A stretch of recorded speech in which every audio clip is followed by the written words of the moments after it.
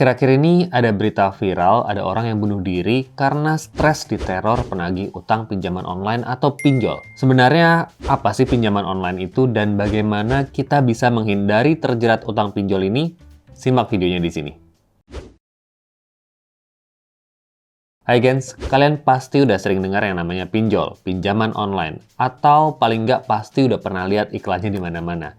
Jadi, apa sih pinjol ini? Pinjol ini adalah salah satu jenis pinjaman yang dapat diajukan dan diperoleh melalui platform digital atau aplikasi di internet. Pinjaman ini seringkali disediakan oleh perusahaan teknologi keuangan atau fintech, atau bisa juga dari lembaga keuangan non-bank yang memanfaatkan teknologi untuk memproses aplikasi dan memberikan pinjaman secara cepat. Jadi, memang keunggulan dari pinjaman online ini adalah proses pinjamannya yang cepat dan nggak ribet. Setelah kamu download aplikasi pinjol di handphone kamu nanti diminta untuk melakukan registrasi dengan cara mengisi data-data pribadi seperti alamat rumah, nama ibu kandung, hingga detail pekerjaan. Setelah itu, nanti akan ada verifikasi data di mana kamu nanti akan diminta untuk mengunggah KTP dan verifikasi wajah.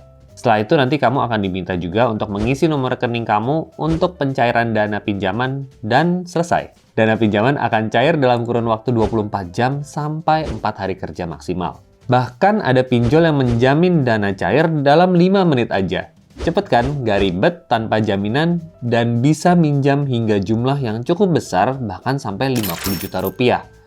Jadi kamu bisa gampang banget dapat uang dengan hanya gerakan jari kamu dalam hitungan menit. Masalahnya sekarang yang nggak banyak orang tahu adalah bahayanya dari pinjaman online ini. Yang pertama, ada risiko penipuan.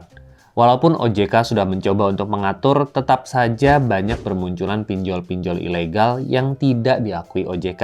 Kalau kamu minjam uang sama mereka, bisa-bisa kamu diminta untuk mengembalikan utang dan bunga dengan besaran yang tidak masuk akal. Sebagai info saja, menurut CNBC ada 243 entitas dan 45 konten pinjaman online atau pinjol ilegal yang berhasil ditemukan oleh Satuan Tugas Pemberantasan Aktivitas Keuangan Ilegal atau Satgas PAKI per Agustus tahun 2023 lalu.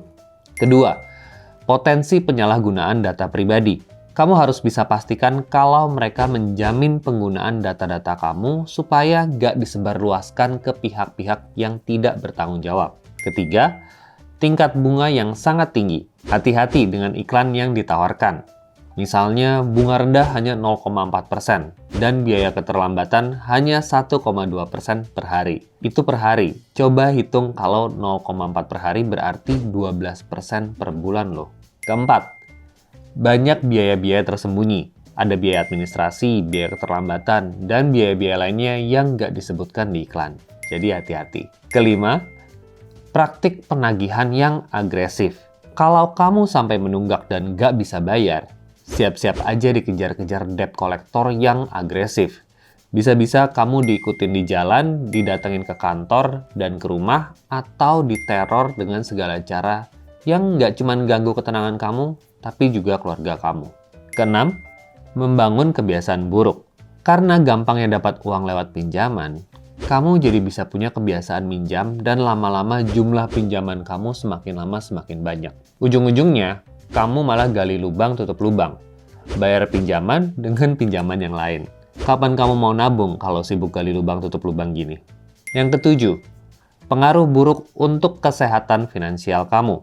Pinjaman konsumtif jangka pendek seperti pinjol ini tujuannya hanya untuk memenuhi kebutuhan jangka pendek yang benar-benar mendesak. Karena kalau tidak, bisa berpotensi untuk mengganggu kesehatan finansial kamu dengan bunga yang melangit. Kamu bisa-bisa harus mengembalikan uang yang kamu pinjam berlipat-lipat. Yang kedelapan, pengaruh buruk untuk kesehatan mental kamu. Kalau kamu udah mulai kesulitan bayar, dikejar-kejar debt collector, ditambah lagi punya masalah keuangan, itu semua bisa buat kamu stres dan depresi.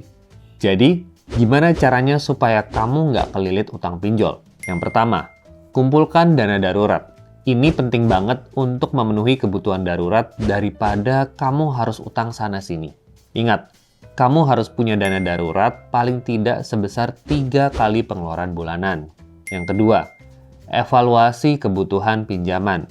Sebelum memutuskan untuk pinjam, Coba dipikir, apa kamu benar-benar butuh pinjaman ini dan kamu bisa bayar dalam waktu dekat? Pisahkan antara kemauan atau wants versus needs atau kebutuhan.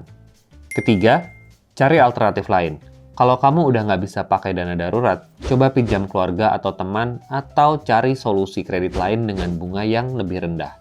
Terakhir, kalau memang nggak ada pilihan lain dan kamu memang harus pakai jasa pinjaman online ini, lakukan riset terlebih dahulu. Pilih platform yang legal yang sudah diakui OJK dan punya review penggunaan yang baik. Ingat ya gengs, perencanaan keuangan yang baik adalah kunci supaya kita nggak terperangkap dalam utang dan pinjaman yang merugikan. Makanya tonton terus video dari Finmedia untuk tips-tips seputar uang dan perencanaan finansial. Sampai jumpa di video selanjutnya.